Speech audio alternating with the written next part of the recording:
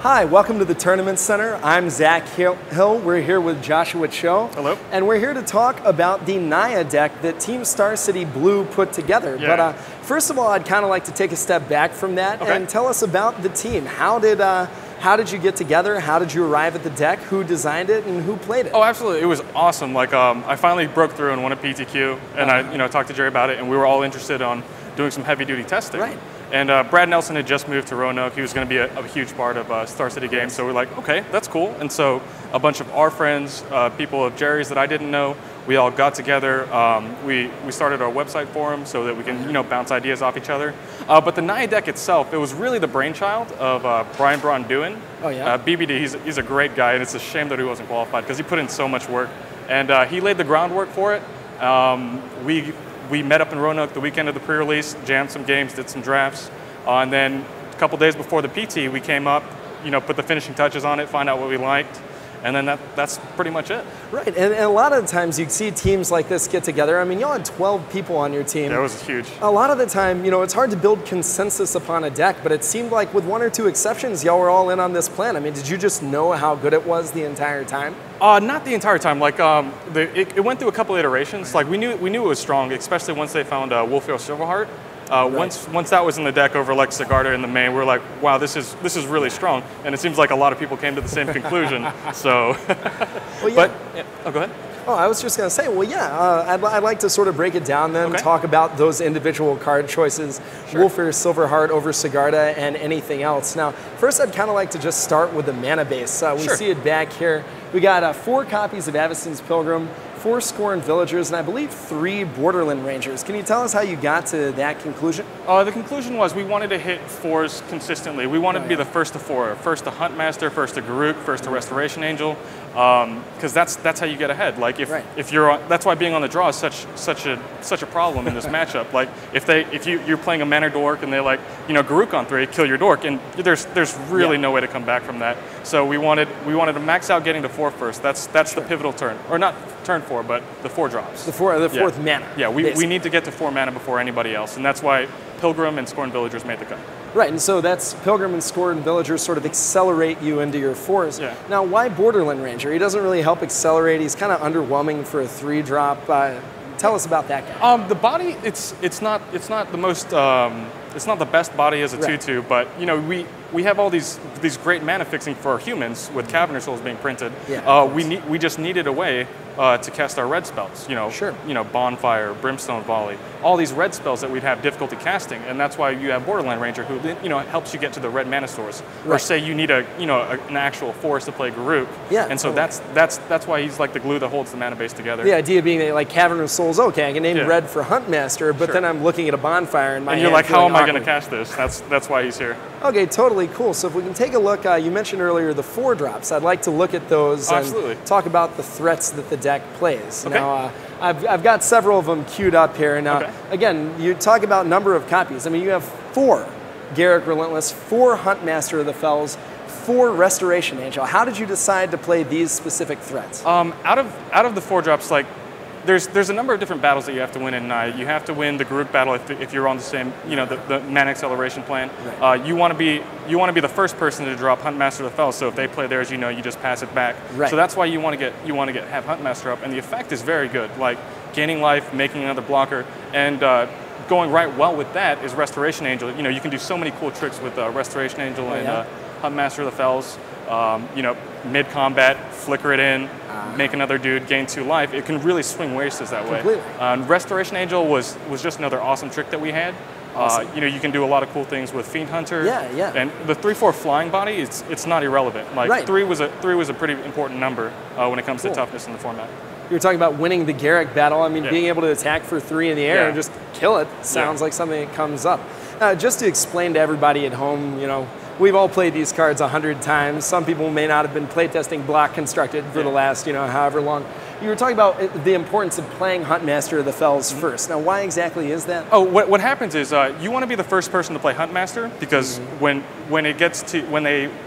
when they play the Huntmaster, they play a spell there, and so on your turn, you drop a land, you pass priority, so that way during their upkeep, when both of your Huntmaster triggers goes on the stack, yours is going to resolve and kill his Huntmaster before his does. Right. So that's why it's so important to win. It's kind of a stack matters trick. Cool. So we get to the last card. You mentioned finding Wolfir Silverheart. I mean, tell us about this guy and why he really brings the deck together. It makes a lot of times that when you have mana acceleration guys, they're just like 1/1 bodies, and that's how they stay for the rest of the game until you need to throw them away to a jumper. Yeah, of course. With this, like once you get this, you're turning your Pilgrims into 5/5s, your Borderland Rangers into 6/6, and they can battle with just about any creature in the format. And if you ever like pair it with another Silverheart, you have 12/12s. I can't even count that eye actually. That's just kind of bananas. Yeah. Cool, and so that's another thing about the Borderland Ranger and the Pilgrim is that they're not dead in the late game. They're not just, again, we were talking about how Borderland Ranger's body was pretty insignificant. It's not that insignificant if it's helping you get up to Wolfir Silverheart. Yeah, totally, and I guess occasionally you could just sack those guys to Garruk too, and to find what you need. Like, say you need to push damage through, you go get Silverheart. Cool. You need some life gain or extra blockers, you get Huntmaster. You need to get rid of a problematic creature, you get Fiend Hunter. Like Garruk played a huge role in the deck. All right, you mentioned Fiend Hunter, and these are all the 4-ofs, but I want to take a look at some of the next cards, some of the cards that you didn't play 4 copies of, but nevertheless made the deck. Yep. So let's take a look at the first one. I believe you played, 3 copies of Bonfire? Three Bonfires in the main. We figured that there was going to be a lot of creatures in the format, so what's the best way to kill a whole bunch of creatures? It's Miracling a Bonfire. So we had Brimstone Volley in there for a bit, but we found that it's a good card, but if you need a miracle, you can't hit a miracle if it's not in your deck. So that's why we made the change over to Bonfire. So, and you just mentioned the miracle. Now, I mean, obviously, Bonfire, you're talking about the importance of the mana creatures, Avacyn's Pilgrim, Scorned Villager. Obviously, being able to hardcast it for 3 and just get those cards off the board isn't bad. But are you playing it more to hardcast it or for the miracle cost? It's good just about any time. Like, again, if you can get rid of two mana accelerations of theirs, you do that. If you can get rid of, if they play a Huntmaster and they pass the turn to you on 5, you're like, okay, kill your Huntmaster, kill the Wolf token, take 2 to the head. So that card's been awesome, and if you Miracle is the best thing to do when you're behind. Sometimes you have 8 mana in play, you're staring down some big fatties, and you need a Miracle, and then that's the only card in the format that can really do it for you. Yeah, I can't tell you how many times I've been watching matches and just saying, okay, well, he has actual no outs, any Magic card ever printed, and then time for Bonfire, and knocks the deck, kisses the sky. Yeah, exactly. So that's 3 copies of Bonfire. I believe you're also playing 3 copies of Fiend Hunter. Correct. How'd you arrive at that guy, and what are some of the things he does for you? Some of the things that Fiend Hunter does, there's a lot of problematic creatures, like Wolfir Avengers in the mirror, just hard to answer threats that you need to get rid of. That don't die to Bonfire. That's not Miracle. That don't die, generally speaking, in creature combat. Fiend Hunter was a great way to do that. We messed with the mana a bit so we could easily cast it a bit. So Fiend Hunter just fills the rules, and you can do a lot of really neat things with like Fiend Hunter and Restoration Angel. Yeah, of course. Just a lot of things like switching creatures mid-combat. It's very versatile. Yeah, could you explain what some of those Fiend Hunter tricks are? Again, it's kind of a complicated stack maneuver. Absolutely. Like something that came up in my game was I cast the Fiend Hunter, got his Wolf token from a Huntmaster. Pass the turn, he thinks for a bit, and then so he passes the turn back to me. I ship it right back, and so what happens is we get in a spot where I have a Fiend Hunter with nothing under it, and he's got some creatures in combat. Okay, the coast is clear, right? And so he attacks. I pay 4, drop Restoration Angel. Flicker Fiend Hunter in, get rid of his guy, kill another guy, and it totally just changed the race completely. Right. And you're not expecting, being able to have to account for a Fiend Hunter in the middle of combat.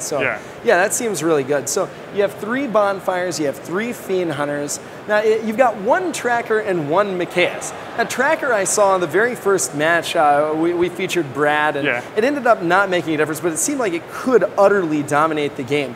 Was this kind of just like a miser's one-of, or was there something really specific you were going for? On the draw, in a lot of matchups, like again, being on the draw in certain matchups are really difficult, and sometimes you need a way to, to sort of break serve, like you get rid of their mana acceleration guys so that you can get ahead, and things like that. And also, once you get a Wolfir Silverheart as like an 8/8 or like a 7/8 for your Restoration Angel, you can tap it, fight it, attack. You're just actually abyssing them every turn. Yeah, absolutely. Not only abyssing, like attacking that turn as well. Like, It's bananas. It's really cool. Like Brad Nelson is a huge fan of this card, and you know, he really sold the card, and it's been excellent. We have another one. Yeah, we have another one where we boarded in these matchups.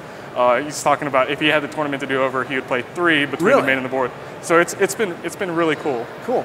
And it is good in those mid-range mirrors that you've been talking about. I mean, sometimes I guess, you know, they go Pilgrim, you go this guy, you don't mind just fighting it on the second turn so you don't get Garruk. Yeah, you don't mind at all sometimes. Yeah, that makes sense. And then the one Mikaeus, I mean, how did you arrive at this guy? We needed something to plug all the holes in our mana curve, and what better card than Mikaeus? You can play it as, he literally does that. Yeah, you can play him on 2 for either 2 or 1. Right. You know, if you have a Pilgrim going first.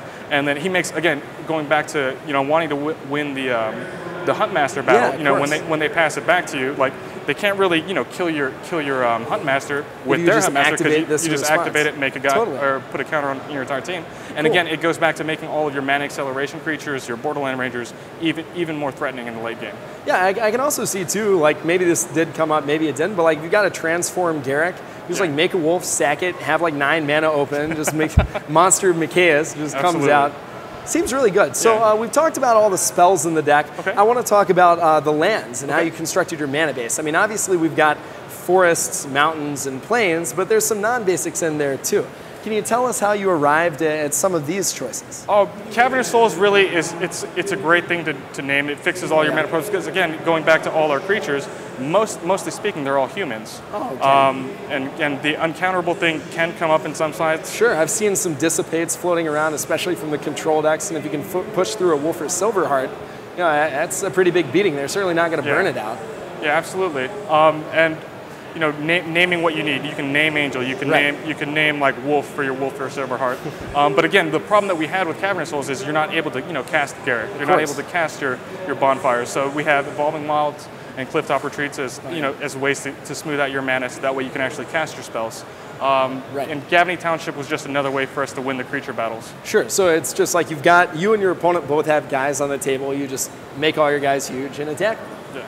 Cool, that makes a lot of sense. Well, thank you so much for sitting here talking about your deck. A lot of people are playing it, a lot of people have success with it, and very good luck in your next round. Thank you, I appreciate it. And then before we go, I'd just like to give a shout out to my fiance, Crystal, who's back home watching. Love you, Crystal, and I'll see you in a couple days. Aw, too cute. Awesome, this is Joshua Cho. I'm Zac Hill with the Tournament Center. Let's kick it back to people at the desk.